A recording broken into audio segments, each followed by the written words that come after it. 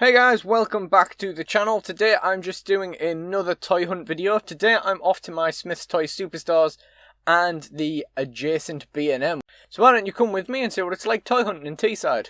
Spoiler alert, it isn't great. So first of all, we're just walking down the aisle of Smyths. It was actually a bit of a pain getting some footage in here. I'd actually been in the shop a few minutes before I started filming here. I walked down the aisle and it was just filled with people who just seemed to be walking up and down aimlessly. As if they were like, as if it was like the last day before Christmas and they really didn't know what they were getting the kids or something. Like literally multiple groups of people just aimlessly wandering up and down. And there was also some like staff putting some things out as well. And I was kind of like, yeah, there's a few too many people around at the moment for me to crack my phone out. So I actually walked back over to the clearance table, which I'd noticed on the way in, had some wrestling stuff on it. And as soon as I got there, I looked back down the aisle and everyone had gone. So then I headed back down the aisle, thought, we'll take this while we've got it. And yeah, anyway. So the first thing I started looking at was the AEW collection. There's been some price reductions here, but still just not really anything I would be particularly interested in. I'm kind of interested in Lance Archer. I've got my eye on him for $14.99, but I'm not convinced because right now I'm really trying to only buy things that I think are absolutely necessary for my Fed or like absolutely like worth having for whatever price they're at. We've got just a bit of an overview there, and then I kind of kneel down and take a look at that reduced Bret Hart Elite. $17.99 with the Build-A-Figure bits in it. I still really wasn't very interested.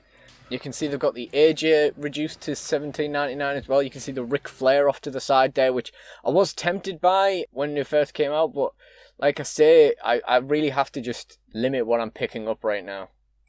But nonetheless, there's some interesting stuff here. They've got Rhea Ripley down to $9.99. They got Yokozuna down to £20. Kind of debating picking up the Yoko, because I have an older Yoko, which I much prefer, but it's just in terrible condition. Got some Killer Crosses left. They've got loads of those Asukas, actually. Down at the bottom there, we've got the Royal Rumble Dakota Kai down to $12.99. It's kind of the kind of range I'd want to pick her up for, but I just don't have any need for that figure.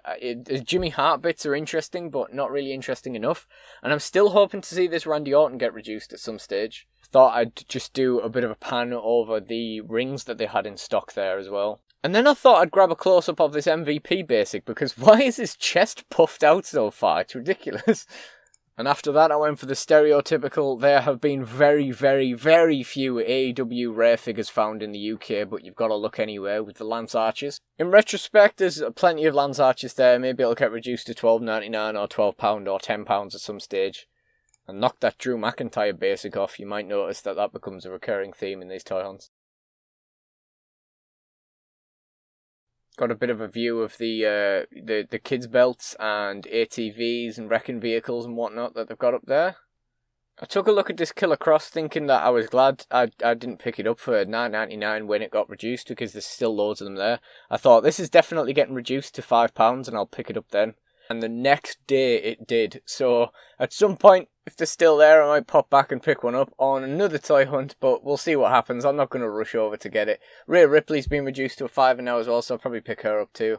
But yeah, just nothing in particular taking my fancy on that day. I mean, there was some good stuff, but just nothing I was really after. Thought I'd get the pop figures in. So on my way out, I took a look at this facing of reduced Titus O'Neills that I'd seen on my way in, and it literally was just £10 Tituses. If you need a £10 Titus, you know where to get them from.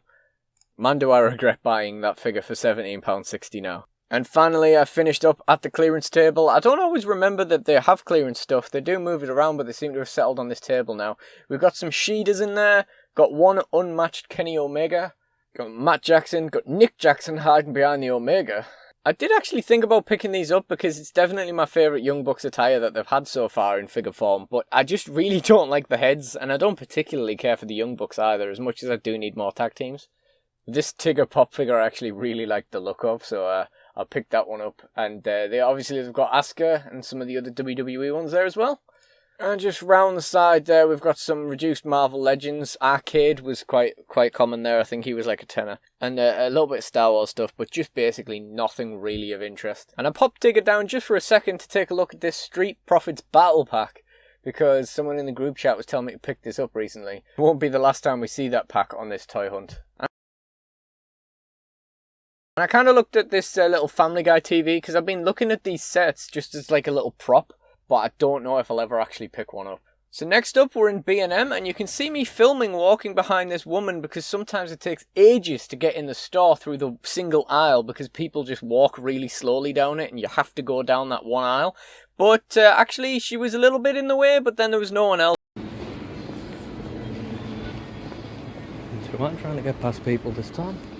Not bad. We have to go all the way to the other end of the shop now for it. But yeah. They usually have better stuff in here than other B&Ms, so, you know, here's hoping there's at least something interesting. Got a tip yesterday that the B&Ms might be getting in AEW figures recently, so this is probably the best bet for that, apart from maybe the really big one near where I live.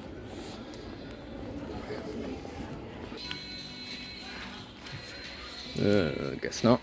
So here we are at the end cap of WWE figures, and seconds before I started filming, a member of staff saw a basic on the floor, picked it up and just threw it onto that pile of basics that you can just see thrown all over that middle shelf.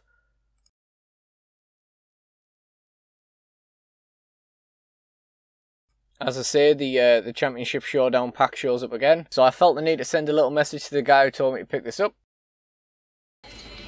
Not Chase. Liz.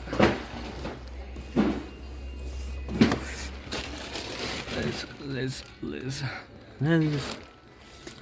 Brains. Liz in there.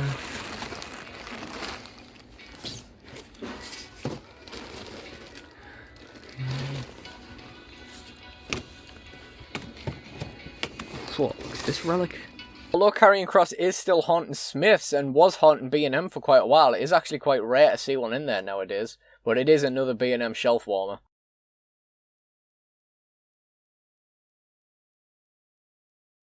And didn't I tell you me knocking stuff off the shelves is a recurring thing? As you can see, the shelves are actually in much better nick once I kind of left them than they were when I came to them. That's my training from the entertainer getting put to use. And, you know, just being a logical human being, putting things so you can actually see what they are. They had the WrestleMania Elites, but still full price. And I thought I'd mind sweep through that pile of fallen basics. They don't really sit on shelves very well, basics. They're not really designed to. They're more designed to hang from pegs.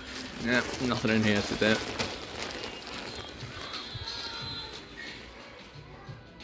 I got some more of this Doctor Who stuff. God, I regret not picking up the Doctor Who and Davros set they had in here ages ago, because it sold out before I went back, and I was like, oh shit. I actually kind of wanted that. It's kind of just looking at the pop figures and stuff while I was waiting for people to move out the way, because I noticed this second WWE facing, while not giving up on the possibility of AEW figures in B&M. I kind of went looking to see if they had a separate facing and found some more WWE stuff. We've got the Roman Reigns there, a little bit more rare in B&M. Chase Trish, obviously very, very cool, very interesting. There were actually two Chase Trishes, so I was quite tempted to pick one of them up, but in the end I thought, nah, I just don't need it. Like, it's just more stuff taking up space. Well, as long as I'm doing this, but as I say, I could add it in, but the woman you can hear talking on the phone there was like directly across from the wrestling figures, so she was definitely just in the way.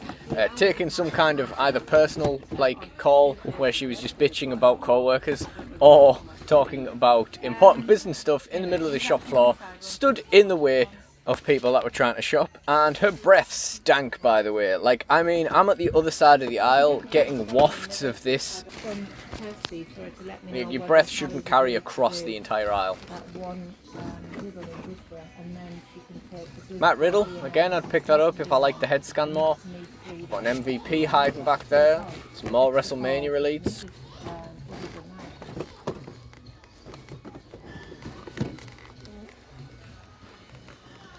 Jesus Christ. These were B&M and Skeleton B&M. She said no to the Littles, and I don't know why. She gives the Littles because it's literally 5 minutes, 10 minutes in, 10 minutes out. You know, but I don't know, she doesn't have a scanner.